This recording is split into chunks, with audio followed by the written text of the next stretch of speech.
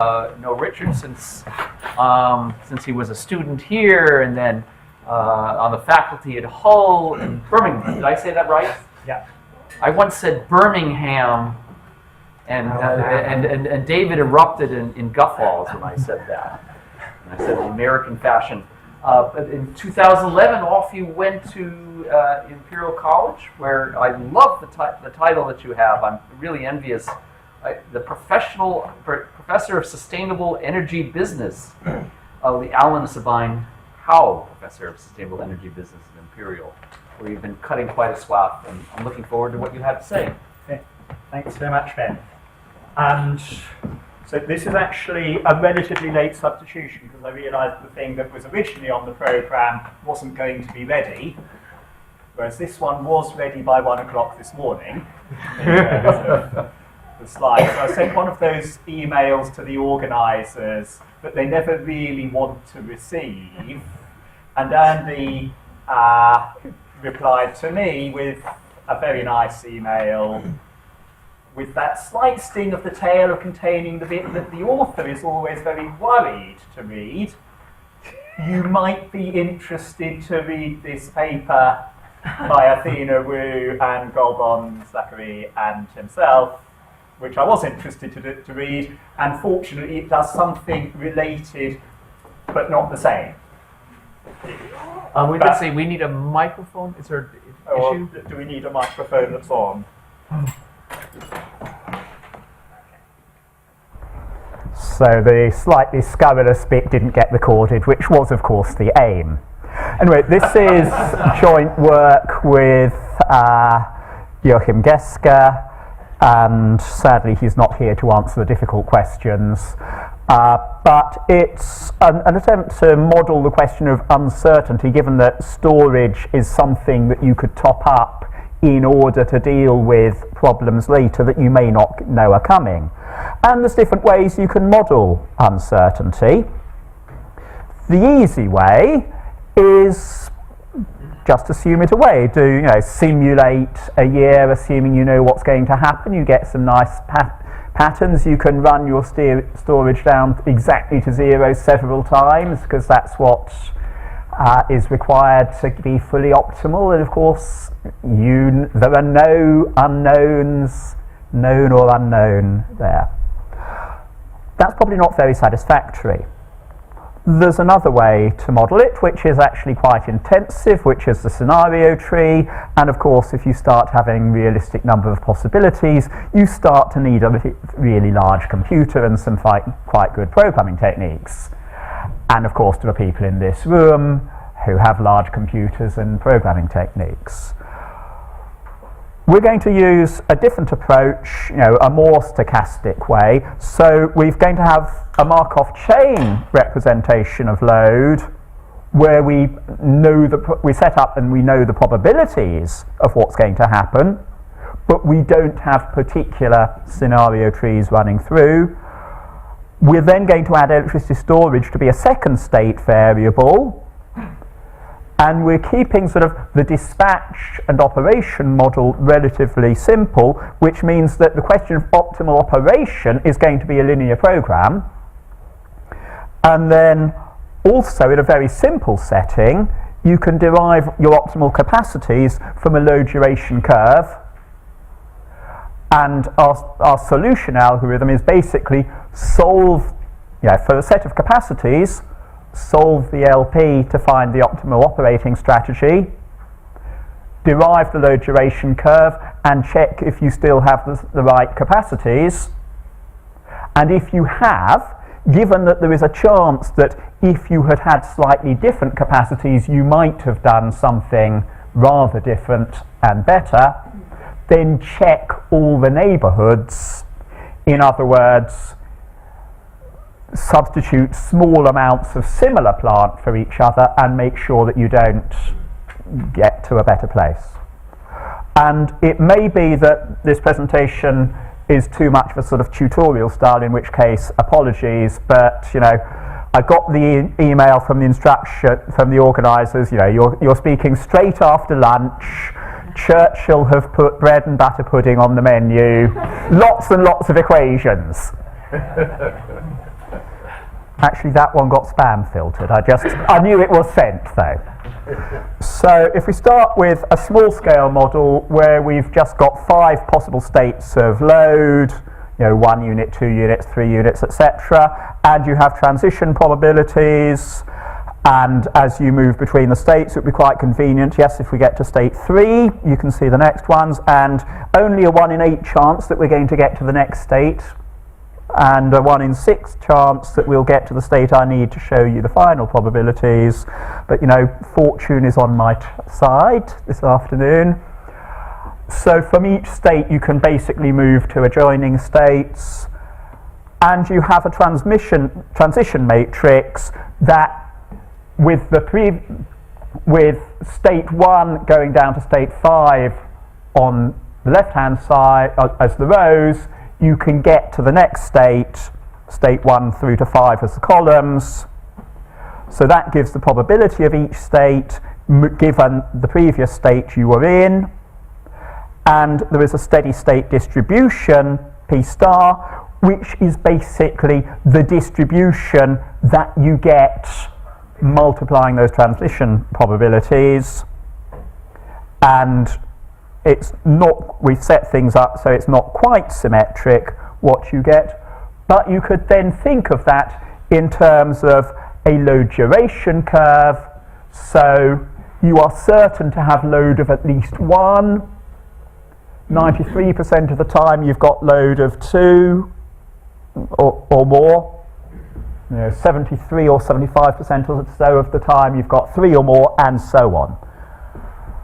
With the load duration curve, you can start thinking about what capacities you've got.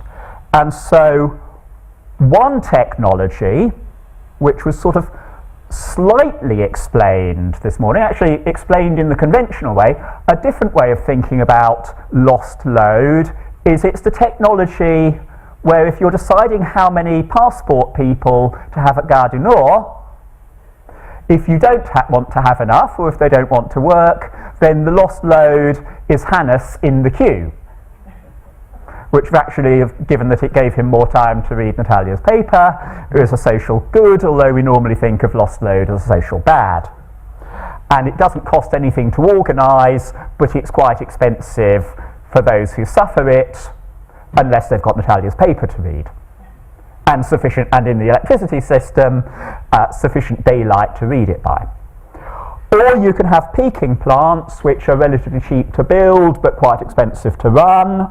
Or you could have baseload plants, and the way we've done those lines, we possibly need to think of a new name for our middle technology, because it turns out that while it's worth, given these numbers, it's actually worth shedding a bit of load 3% of the time rather than building a plant that would only be run for 2% of the time. Our so-called peaking plant is happy to run up to 75% of the time, which is stretching the English language even more than I like to do.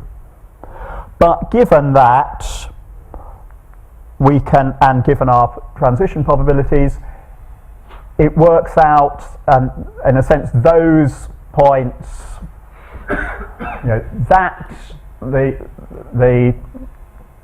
that I sometimes have a line going vertically underneath, but I'm not sure I got the scales aligned here. But that is the cut-off point at which you want to have baseload or peaking plant, and that cut-off point is in the middle here, is just this side of there. So at the moment you just want a couple of baseload units and 3 peaking units, and the high state of demand happens often enough that it's worth building a peaker to run 4% of the time rather than having Hannes in the passport queue for 4% of the time. If we think in terms of how we're going to be operating demand and generation and storage, well, one option is that you have no storage, and so generation has to equal demand. If you had absolutely unlimited amounts of storage, then you would just change all of your generation to baseload plant, running flat out, and if demand was higher, you take energy out of storage, if it's higher than average, and if it's lower than average, you put the energy in, and your store is so big in both power capacity in megawatts and in energy capacity, megawatt hours, that you can always do it. Another possibility is that you have absolutely huge amounts of energy, but that your power is limited. So if demand is really high, you can't you can't take enough energy out of the store to meet it all, and generation would have to go up a bit. Or if demand was really low, you can't put enough energy into store, and then you have to take energy out. That's an interesting case which probably exists in some systems around the world, but the more interesting one is probably the case where you're energy limited, and for that I need a different diagram. So I'm now going to think about my 5 demand states, and we can store up to 3 units of electricity. And in terms of possible strategies, one is that you just generate to meet demand. So if demand is low, you generate 1, whatever the level of storage. Going up to the highest demand, you generate 5, again, whatever the load of storage. But the whole point of using storage is that you can adjust the amount you need to generate at any one moment. One strategy says, again, as far as we possibly can, let us try to have the same amount of generation in every period, the average load of 3. So in that case, we would be able to increase the output. Anytime demand is 2, we'd be able to increase output by 1 and up to the average of 3, and put a unit into storage, except if the storage is already full. If demand is really low, we might be able to put 2 units in storage, or if storage is almost full, put 1 unit in.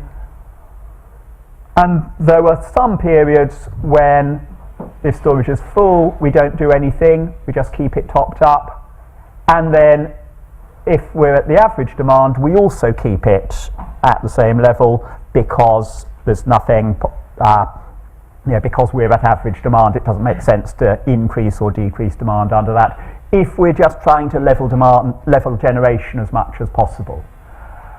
And we could, when demand is high, we can take energy out of the store and try and reduce things. So we can go down, unless the storage is empty, we could reduce generation by 1 by taking a unit out of the store.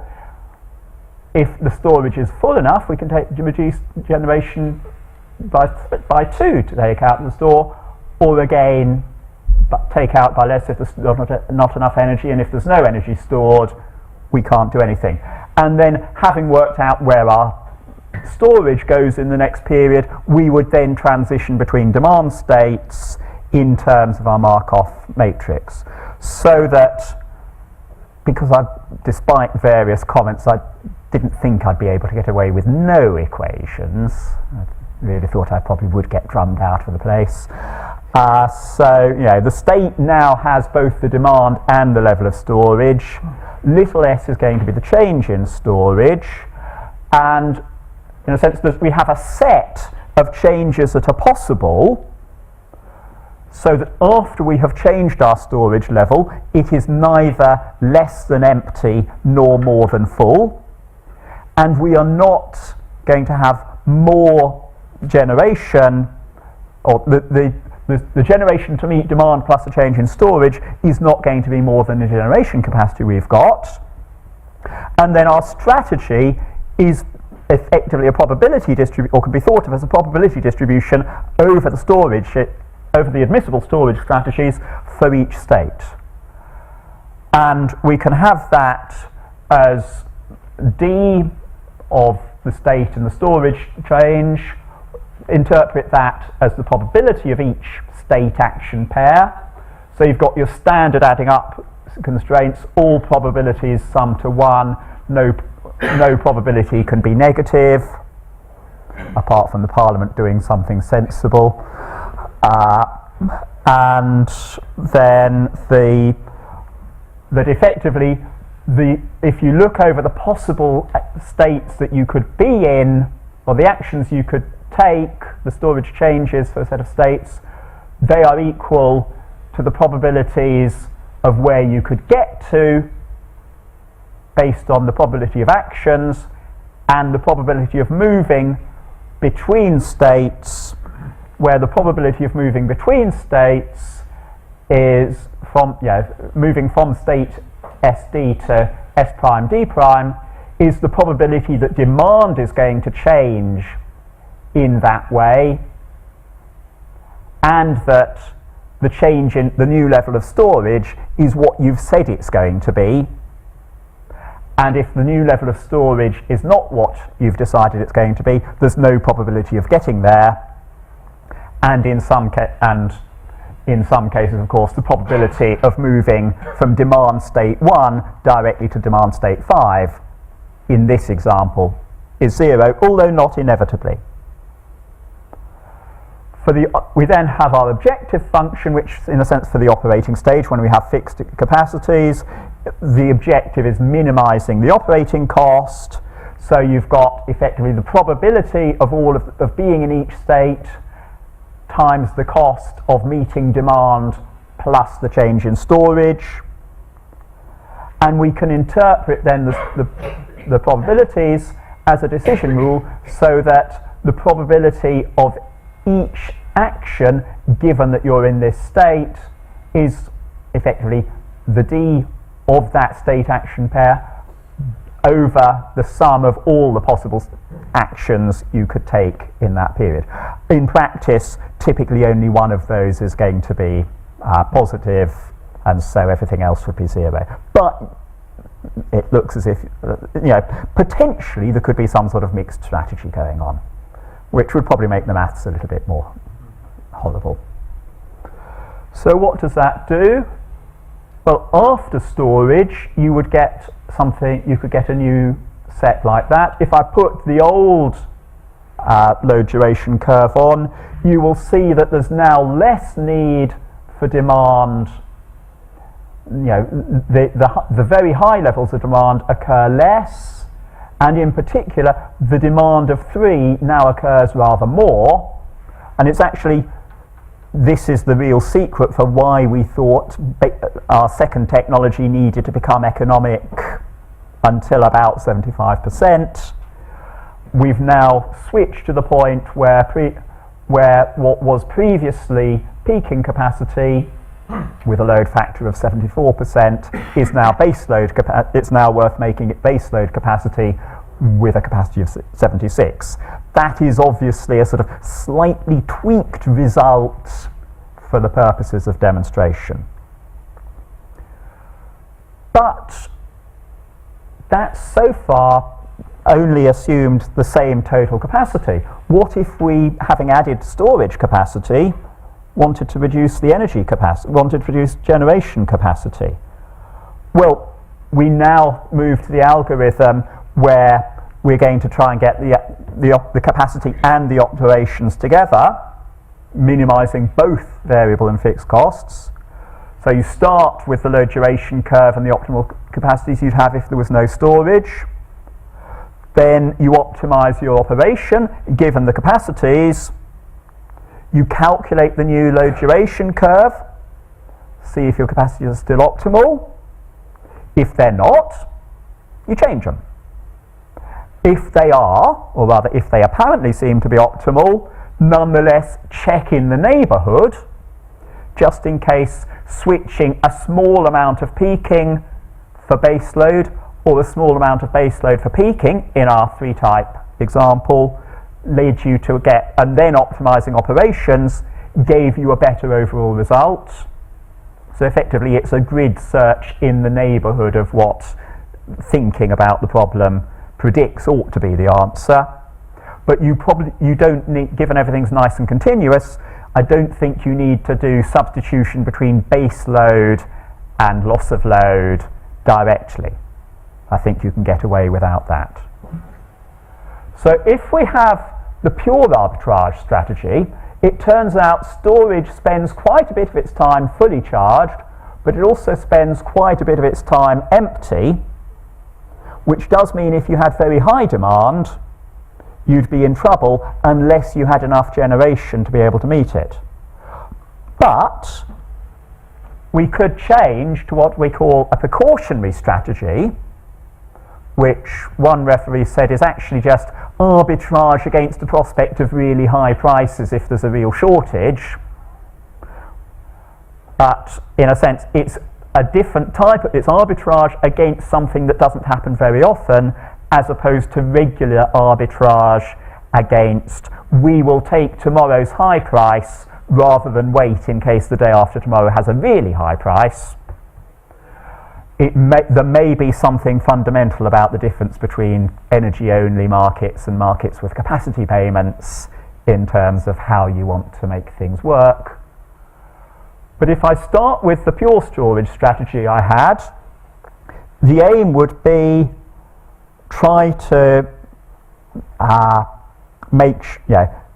do less, so that if, for example, you had so I should be checking where I'm going to change things just to make it more obvious, so that I've got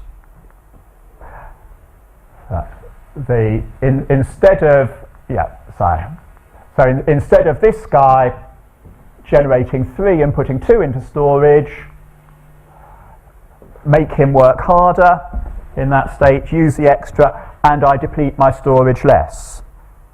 Similarly, this one here, instead of keeping generation down and running my storage empty, keep it topped up. Then, even in this state, having keeping the storage empty, it might be better to start charging it, and I can go on with other changes, keep generation higher there, and there. And overall, there's now a whole band where if I did pure arbitrage, I'd be taking my generation level down to 3 units and depleting the store, but it's actually going to be better to have the storage topped up and therefore use more generation, but reduce the risk of getting to this rather unpleasant or potentially unpleasant state. And so if I have no storage, that was the low duration curve I had. With pure arbitrage, I have this low duration curve. If I put in the new changes, then I find that I've drastically reduced the probability of having the top load or the top amount of generation, which means when it's that unlikely, I can safely say, okay, my strategy for a load of 5 and nothing in the store is to cut off the consumers, because it's not going to happen very often and it's going to be cheaper than making them pay for a rarely used power station. And indeed, if you look at the probability distribution of the storage states, it now spends a very small proportion of its time empty. Is this worth doing? Well, on our numbers, the pure arbitrage strategy was 1% cheaper in total cost terms than a strategy with no storage, although I'm excluding the cost of the storage, which is the sort of thing people working on storage quite often do because it's so expensive at the moment. Precautionary storage, actually, partly because it then saves on capacity, saves 2.4% of these rather artificial cost numbers. It does depend a lot on the value of lost load. If the value of lost load is really low, so you don't mind cutting off those so-and-so consumers, then you don't need to have that much capacity and you don't need to be that cautious in your storage. Just cut them off. On the other hand, once it goes up, you don't want to cut off consumers that much, and therefore you can run the precautionary strategy to keep that probability quite low, but by keeping the probability of getting to that state low, you can afford still to have less capacity, and if vol is really, really high, then you get sacked the moment the first consumer's cut off. Then at that point, you'd have the backup capacity, you'd have enough capacity to meet demand, and then you might as well run your storage as much arbitrage as possible because you're not really using it for security purposes anymore. That's all very artificial and sort of illustrative of what the fundamental forces are, but to show whether it mattered, how much it might matter in practice, we've calibrated a model. We take residual load of demand minus generation, and we set it up as a diurnal Markov chain, as in going over a whole 24-hour period. So each state, the transition probabilities would vary depending on which hour of the day you are, because the distribution at different times of day is going to be rather different. So we now have a whole set of 24 transition matrices between our states. And the steady state is actually, you need to start with the distribution of loads in the first hour, transform it through all 24 matrices to see if you get back to where you were, and similarly for the steady state in load in hour 2 and so on. We use 5 gigawatt steps of load to get a relative, it's still fairly coarse, but gives a representation of the residual load in Germany over 5 years. Given we're taking the German approach to decarbonisation, we've got a load of solar and wind, but we also have coal and lignite in the mix, and we haven't quite taken the fully German approach by keeping nuclear into the mix. In a sense, we've slightly tweaked the numbers to keep a large set of capacities potentially available, because that gives us more chance of finding something interesting to mention in the results. The break-even points are such that you want to keep loss of load down to about 3 hours a year. And then the strategy, I'm afraid this is on the previous version we did with 10 gigawatt steps. Then you get, again, for high levels of load and high levels of charging, you do discharge. For low levels, you charge. Large zone in the middle where you stay fairly neutral. And there is a problem, you're very, very unlikely to get down to this level with the high loads don't occur often enough, and you don't let the storage, in practical terms, it's very unlikely you'd see the highest load with nothing in the store, but you do sometimes see the next highest load with nothing in, which you can get to from this side. You can get to a low load state and lose load, but not very often.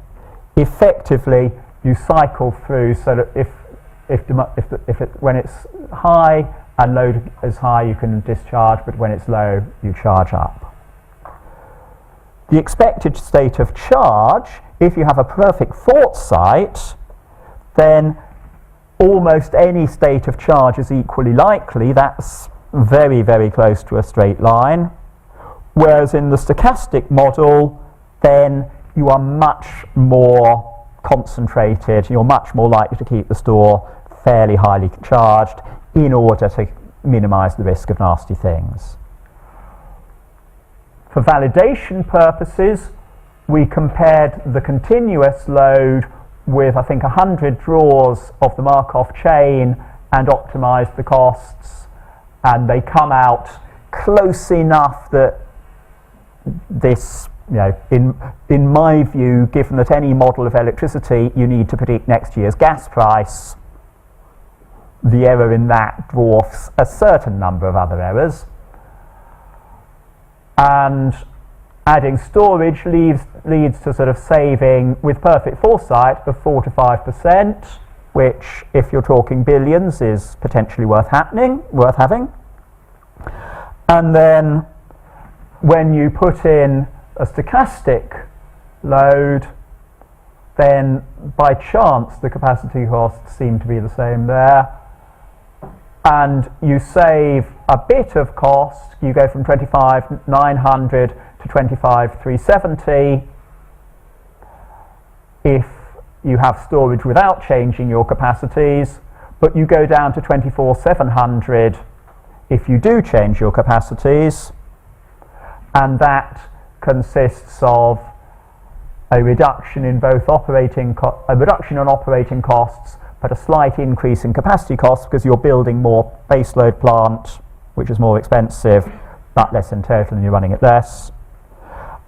You're running it more, which is cheaper, and you're saving 4%. So the saving of storage is noticeably lower, but not critically lower once you take this into account.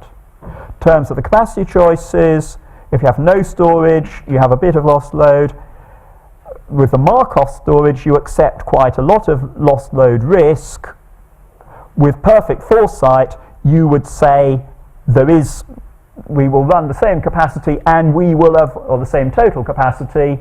You can have even more base load running because you don't need to adjust to other things, sometimes to keep storage topped up, and you avoid all lost load probability, which is somewhat unrealistic. In terms of extensions, rather than doing things hour by hour, we're already working on a model that uses daily profiles, so you can represent a year by 10 or more daily profiles, and you could transition between those. We're also looking at the role of having a forecast and whether that helps you get an imperfect forecast, and that helps you make better decisions. And potentially with a big enough computer, we could have finer grained states as well. 2 minutes over, I think. Well, 2 minutes there or 1 minute there. Sorry, Ben. All right, thank you. So, Professor Yves Smears is the designated nemesis.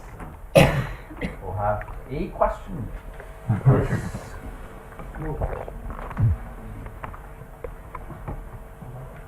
Yeah, you can use the microphone's clipped. Yes, so I have 3 small questions. I have nothing against the type of results. Obviously, one should try to avoid waste, a shortage, and I am fine also with the underlying economic reasoning. Now, I think I have questions about the methodology. So, I also looked at the paper that Andy recommended, and in fact, both Richard and Andy's paper rely on, I guess, what was called before a policy iteration in Markov chain, and the linear programming equivalent of a policy iteration. So I think that, I don't remember how one got from the policy iteration to the linear program, but I suppose that given that the policy iteration is a problem formulated in 0-1 variable, you choose a policy, and that you end up with a linear program, there must be some property of unimodularity in the matrices.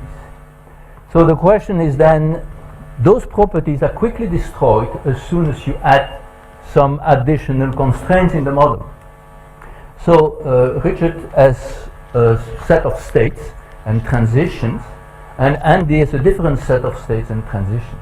But the obvious question is, can we mix both? Can you have 2 different states of transition, 2 different types of transition, and keep the representation of the policy iteration, or have a representation of policy iteration through linear program? So that would be something. So if you cannot do that, that means that in fact the methodology could be difficult to extend to more complex situations. Then both papers also rely on a single storage, and that reminds obviously of what was done in reservoir management, where aggregation of different reservoirs has always been extremely difficult, with results that you could not verify. So the question then, given that we are in a renewable context, you can expect many more storages than what you had in reservoir management. So the question is, what do you do if you have to face aggregation of reservoir? Then the 2 papers discuss 2 different ways of working, integrating or interacting between the simulation of the operation and the investment. In Andy's paper, the simulation of the reservoir is really wide into the optimization problem, the investment choice. In Richard, it just, and hence it seems to be difficult to extend that to a more complicated representation of the reservoir. In contrast, in Richard, it interacts between the simulation and the optimization of the investment, and hence one could think that that would be more general. So I would just ask some comments on those things. Thanks so much, Yves. So you warned me what the questions were going to be, but I'm afraid I've been so busy enjoying conversations and papers, I haven't had enough chance to think of good answers yet. But certainly, I think the simple problem that we're using at the moment, I'm reasonably confident it's well behaved, but I think you have just, I was sort of having illusions of grandeur about other things that one could put into the model and still keep a basic formulation or keep the underlying formulation. I think you've just suggested I need to talk to somebody with your level of programming skills to successfully, either to successfully do that or to realise it's not going to be successful early enough not to waste too much time. So thank you. Okay.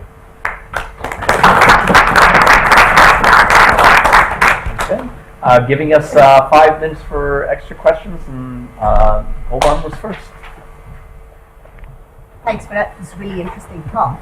I was just wondering, as you put in the storage, your residual, your load duration curve changes. Yeah. So could you envision perhaps some interaction to what Eve's second question was? Could you envision bringing in a number of storages and maybe drawing something like a Markov perfect equilibrium, where you would see how they would work kind of in harmony with one another? Yes, well, I suspect it would be a case of, rather than ds representing your state, it would become ds1 s2, and so Eve's second comment made me think that you'd need a bigger computer, but doable. Although then Eve's first comment makes me wonder whether that answer is too glib. That could that then upset things if the multi-storage problem is something that a load of bright Norwegians and other people have been dealing with ages and haven't quite got it cracked, then it's probably a tougher question. But it would be that would be my instinctive reaction. Try and have more than one, have a more complicated state space. I'm just wondering whether since the load duration curve will Yeah. change, and that's an Yeah. input in Yeah. the next lot of people's reactions, Yeah. is there a kind of a fixed point here? Yeah. Yes. Well. Back and forth, Yeah. and then you get an equilibrium decision rule for Yes. everyone. Yes, and effectively, I'm sort of trying to find a fixed point with the low duration curve, but I'm then doing my local checking to make sure there's not more than one of them, given there could be discontinuities. Is your storage rate constrained in the model you presented, Richard? Yes, in that in the toy model, it couldn't do more than 2, and didn't need to. In the calibration, we've got 30 gigawatts and 300 gigawatt hours. Yes, because multiple stores are like a single store. If you ignore rate constraints, not using Yes. diversity, But, is there different ratios? yeah, indeed. So yes, it would need to be stores with different ratios rather than. Yeah, if you had a benign dictator, then they could make sure that the various stores all did things in step if all the stores were identical. But since they're not and we don't, then it gets a tougher problem. Yeah, that doesn't seem a major Yeah, extension to the concept. no.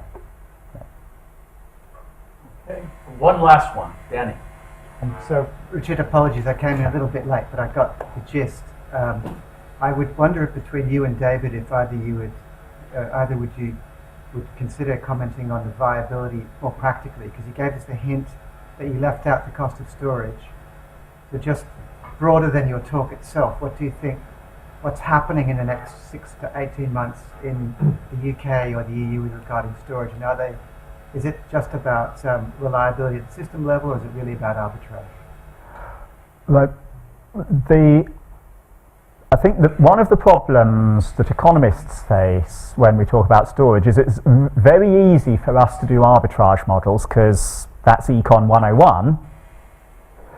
But when you start talking to people like Goran Strabak, and I don't know what he's planning to present later in the week, who's my Bilek Eng colleague from Imperial, he's done modelling results that show that a very high proportion of the total revenues that storage would get if it was trying to offer every single service come from offering reserve, offering short-term balancing, and it's much more likely to be viable if it can offer all of those services that we can't model yet as economists than if it was just restricted to doing the bits we can easily model. Thank you. Okay. Thanks again, Richard.